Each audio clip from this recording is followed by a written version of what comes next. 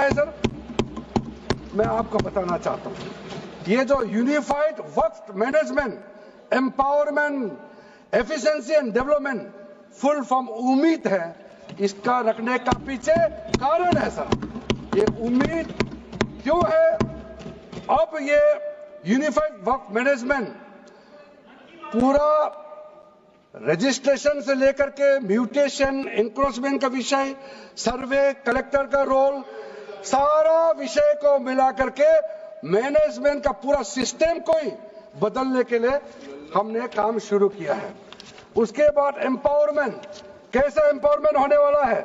मैंने पहले भी जिक्र किया, मुसलमानों में भी जो शियास हैं, सुन्नीस हैं, बोरास, आगाकानीस, पसमानदा मुस्लिम्स है जिसको बैकवर्ड माना जाता है, और विशेष करके महिलाएं और बच्चों के लिए जो हमने प्रावधान रखा है, तो ये मुसलमान का कम्युनिटी के अंदर में इतना जोरदार स्वागत हो रहा है। अध्यक्ष महोदय, यहां में कुछ मेंबर विरोध जरूर कर रहे हैं, लेकिन मैं कुछ मेंबर को मेरे घर में मैं न्योता देना चाहता हूं, और जो मुस्लिम डेलीगेशन मेरे घर में आ रहे हैं, स्वागत कर रहे हैं इस बिल को, उसका भी नजारा आप लोग देख लीजिए। आपका सोच बदल जाएगा। आपको नहीं मालूम मुसलमानों में कितना भयंकर समर्थन कर रहा है इस बिल को लेकर के, आप लोग को मालूम ही नहीं है। करंट अंदर में गरीब मुसलमानों का तो संदेश बार बार आ रहा है कि जल्दी पास कीजिए इस बिल को।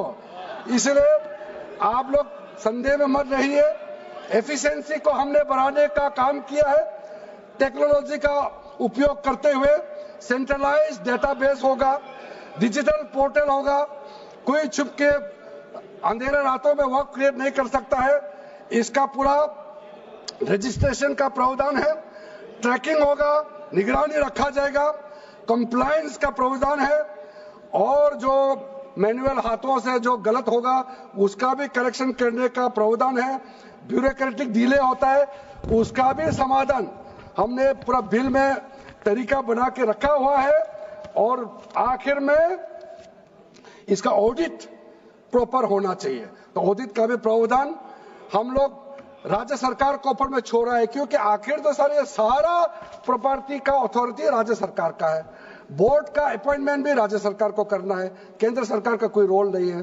लैंड स्टेट सब्जेक्ट है, सारा राज्य सरकार को ही करना है।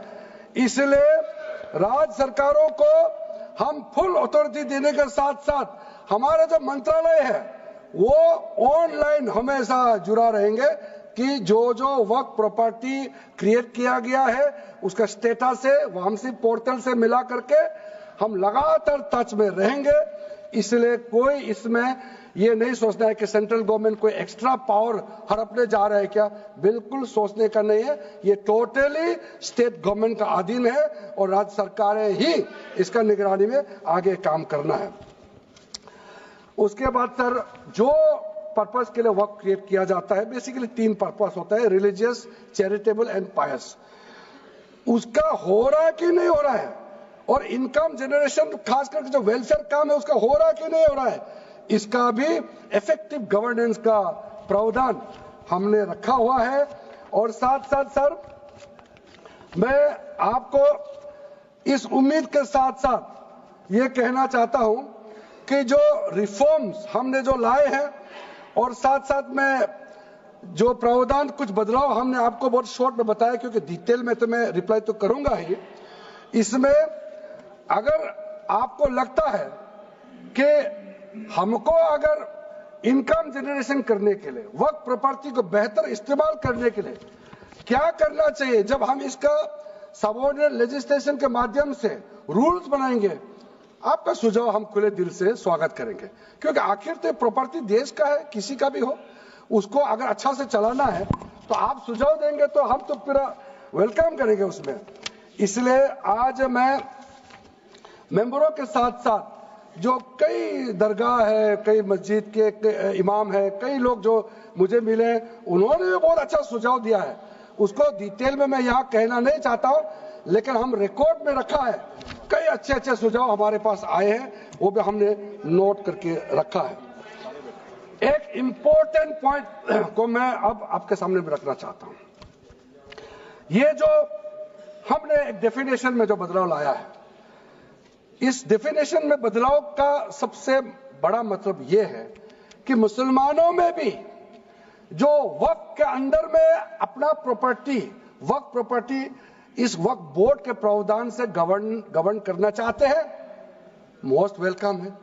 अगर वो ट्रस्ट के माध्यम से अपना प्रॉपर्टी का अलग तरीके से वक्फ करना, वो चलाना चाहता है, मैनेज करना चाहता है, उसके लिए भी छूट दिया गया है।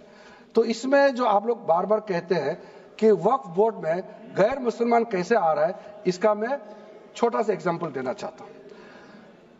अभी हम लोग किसी धर्म, किसी जाति का हिसाब से तो हम एमपी नहीं बने हैं, हम तो ऐसे सिटीजन होकर के एमपी बने हैं।